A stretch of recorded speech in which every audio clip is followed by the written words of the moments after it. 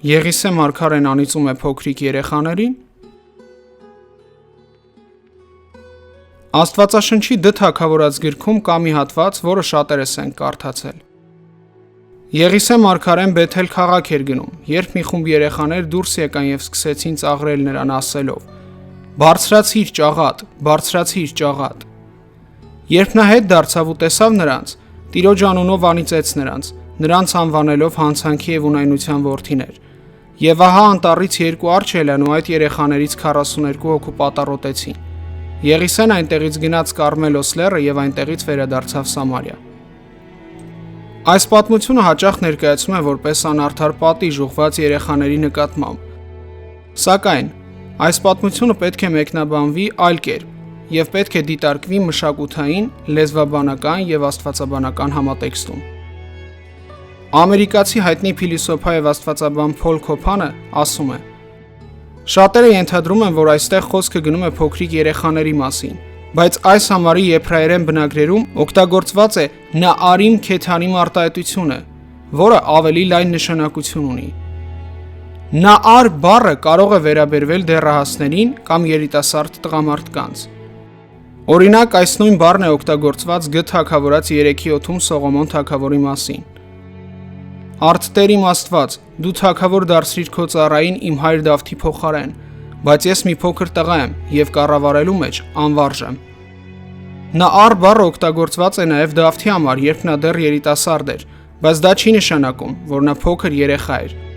Օրինակ, Ա թագավորաց 16:11-ում, երբ Սամուելը հարցնում է Հեսեին. «Արդյոք բոլոր որդիներն են այստեղ»։ Հեսեն ասում է. «Տակավին մնացել է կրտսերը, նա հիմա ոչխարներն է արածացնում»։ Այստեղ Դավիթն արդեն բավականաչափ մեծ էր ոչխար հովվելու համար, ինչը նշանակում է, որ նա դեռահաս էր կամ երիտասարդ, բայց ոչ փոքրիկ երեխա։ Մեկ այլ օրինակ էլ Ա թագավորաց 17:33 խոսքն է, երբ Սավուղը տեսնում է, որ Դավիթը պատրաստում է կռվել Գողիաթի դեմ, ասում է. «Դու չես կարող այդ փղշտացու դեմ գնալ եւ մենամարտել նրա հետ։ Դու դեռ պատանի ես, իսկ նա պատերազմի մարդ է մանկությունից ի վեր»։ Այս համատեքստում Դավիթը չնայած դեռահաս էր, արդեն բավականին ուժեղ էր կռվի գնալու համար։ Թվարկածս այս բոլոր համարներում օգտագործված է նa'ar բառը, այն նույն բառը, որը օգտագործված է Եղիսեի պատմության ժամանակ։ Նa'ar նշանակում է երիտասարդ, ոչ հասուն, բայց ոչ անպայման փոքրիկ երեխա։ Փոլ Քոփանը պնդում է, որ այս տերմիններն օգտագործվում են պատանեկության տարիքի կամ նույնիսկ երիտասարդ չափահասների համար, այսինքն խոսքը գնում է մեծահասակ պատանիների մասին, այլ ոչ թե անմեղ փոքրիկ երեխաների։ Հատկանշական է նաև այդ պատանիների պահվածքը Աստծո մարգարեի նկատմամբ։ Բարձրացիր ճաղատ արտահայտությունը ոչ միայն անհարգալից խոսք էր, այլև ակնարկ էր Եղիայի առաքելության դեմ։ Վեր բարձրացիրը կարող էր ծաղրանք լինել կապված Եղիայի երկինք համբարձվելու հետ, այսինքն նրանք ասում էին Եղիսեին. «Քո ուսուցիչը գնաց, դու էլ գնա»։ Այսինքն նրանք մերժում են Եղիսեին որպես մարգարե։ Ըստ Քոփանի, ճաղատ բառը կարող էր կամ ֆիզիկական արտաքինի ծաղրանք լինել, եթե Եղիսեն ճաղատ էր,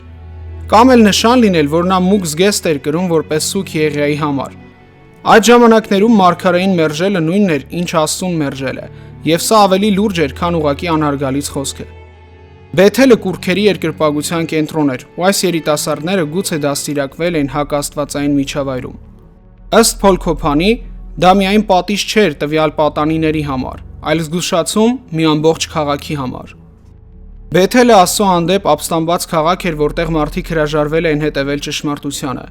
Եղիսեին ծաղրողները ըստ Քոփանի դեռահասներ էին, ովքեր արդեն գիտակցաբար ատում էին Աստծուն եւ պատրաստ էին մերժել նրա մարգարեին։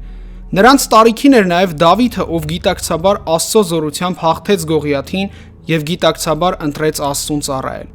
Իսկ արջերի հարձակումը կարող էր լինել զգուշացում մյուսներին, որ Աստծո մարգարեին մերժելը հետևանքներ ունի։ Հատկանշական է նաև, որ բնագիր եբրայերենում օգտագործված պատառոտեցին բառը չի նշանակում սպանեցին, այլ բառացի թարգմանվում է որպես վնասեցին կամ տանջեցին,